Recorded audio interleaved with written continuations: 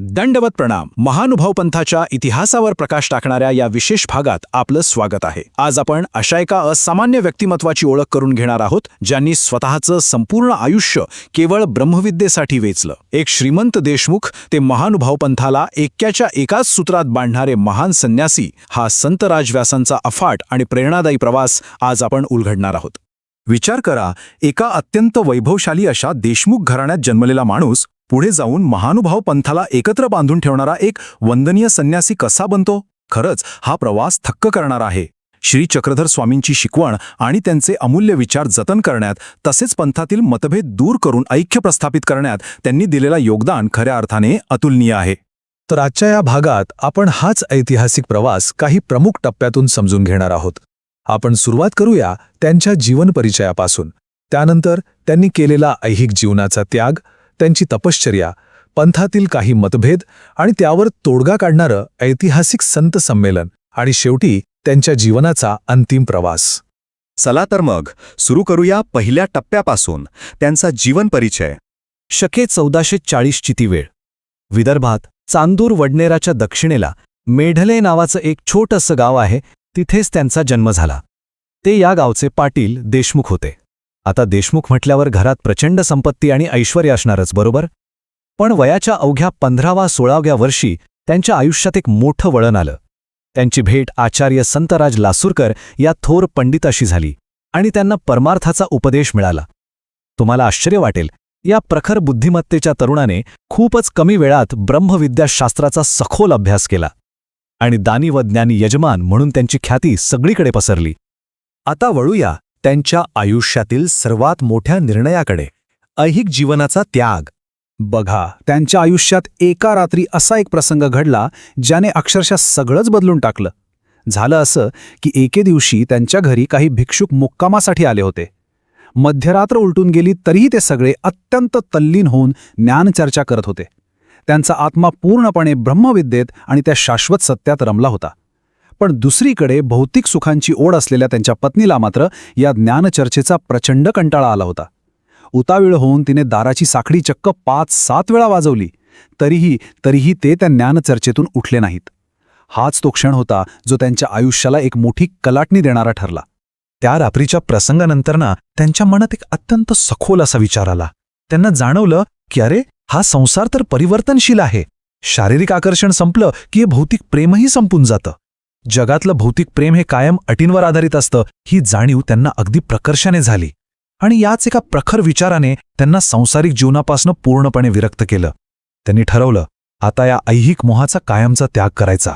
इथूनच सुरू झाला त्यांचा पुढील खडतर प्रवास, संन्यास आणि तपश्चर्येचा काळ. साधारण शके 1465च्या सुमारास घरदार सोडल्यानंतर ते मराठवाड्यात आले, तेही आपल्या गुरूंच्या शोधात. पण दुर्दैवाने तिथे पोचल्यावर त्यांना समजलं की त्यांचे गुरु संतराज लासूरकर कालवश झाले आहेत. विचार करा, हा किती मोठा धक्का असेल त्यांच्यासाठी. पण तरीही न डगमगता योग्य मार्गदर्शनानुसार ते उपाध्य आमनायाचे आचार्य कमळाकर मुनी बिडकर यांच्याकडे गेले. तिथे कमळाकर मुनींनी त्यांना संन्यास दिला. पण गुरुभक्तीपोटी त्यांनी एक विशेष विनंती केली की माझं नाव संतराज असंच राहू द्या, आणि त्यांची ही विनंती मान्यही झाली. अशा प्रकारे ते उपाध्य शाखेचे 11वे आचार्य म्हणून प्रतिष्ठित झाले. आता संन्यास घेतल्यानंतरचं त्यांचं आयुष्य कसं होतं, तर ते अत्यंत कठोर होतं. विद्वांस महानुभावांसोबत थेट जंगलात राहणं, गावात जाऊन मिळेल ते साधंसुधं अन्न मागून आणणं, नदीचं शुद्ध पाणी पिणं आणि चक्क उघड्यावर झोपणं, हा त्यांचा रोजचा दिनक्रम बनला होता. तुम्हाला एक प्रसंग सांगतो. एकदा रात्री मुसळधार पाऊस पडत होता आणि ते पूर्ण भिजले होते. तेव्हा अंधारात एका अन्य पंथीय साधूने त्यांना चावडीत आश्रय दिला. पण अशा या कठीण आणि प्रतिकूल परिस्थितीतही त्यांचा स्वाध्याय आणि ईश्वरचिंतन मात्र अखंडपणे चालूच होतं. पुढे जाऊन पंथात काही अंतर्गत मतभेद आणि संघर्ष निर्माण झाले, ते आपण आता पाहूया. तर झालं असं की पांचाळेश्वर आणि पैठण या ठिकाणी संतराज व्यासांचे धर्मनात्याचे काका कृष्णराज आणि विद्वांस महानुभाव यांच्यात एक मोठा वैचारिक मतभेद निर्माण झाला. हा वाद इतका विकोपाला गेला की एकमेकांचे विचार खोडून काढताना काही अपशब्दही वापरले गेले. साहजिकच या घटनेमुळे बिडकर महानुभावांच्या मनातही थोडी कटुता निर्माण झाली आणि उपाध्याय मंडळींनी विद्वांस महानुभावांवर एक प्रकारचा बहिष्कारच टाकला.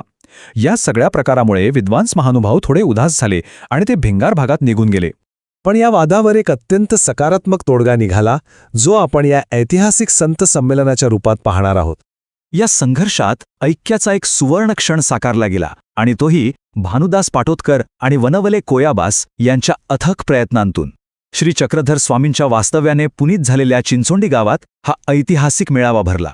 ऐकून थक्क व्हाल, पण तिथे तब्बल 1,500 भिक्षू उपस्थित होते. रांगोळ्यांनी सजवलेला मोठा मंडप, वाद्यांचा गजर, सगळं वातावरण कसं अगदी प्रसन्न होतं. पण या सगळ्यातली सर्वात महत्त्वाची गोष्ट म्हणजे दोन्ही आचार्य एकत्र बसले. त्यांनी एकमेकांची क्षमा मागितली आणि सगळे मतभेद कायमचे मिटवून टाकले. 5 ते 7 दिवस चाललेल्या या संमेलनात भरपूर शास्त्रचर्चा झाली. पंथाच्या ऐक्यासाठी हे संमेलन खऱ्या अर्थाने एक ऐतिहासिक यश ठरलं. आणि आता आपण वळूया त्यांच्या आयुष्याच्या शेवटच्या टप्प्याकडे, त्यांचा अंतिम प्रवास आणि निर्वाण. शके 1515 मध्ये पैठणला पुन्हा एकदा भेट झाली, पण त्यानंतर एक मोठी राजकीय घडामोड घडली. दिल्लीचा बादशाह अकबर याने अहमदनगरवर स्वारी केली. या राजकीय अस्थिरतेमुळे आचार्यांना तब्बल 2000 मंडळींसह कराड भागात स्थलांतर करावं लागलं. तिथून फिरत फिरत ते रिद्धूपूरला आले. तिथे शके 1520 मध्ये आणखी एक अतिशय मोठा आणि आनंददायी संत मेळावा पार पडला. त्यानंतरची साधारण 4 वर्षे त्यांनी रिद्धूपुरातच घालवली आणि शेवटी शके 1525 म्हणजेच इसवी सन 1603 मध्ये संत राजाव्यासांनी तेल्हार या गावी आपली इहलोकीची यात्रा संपवली.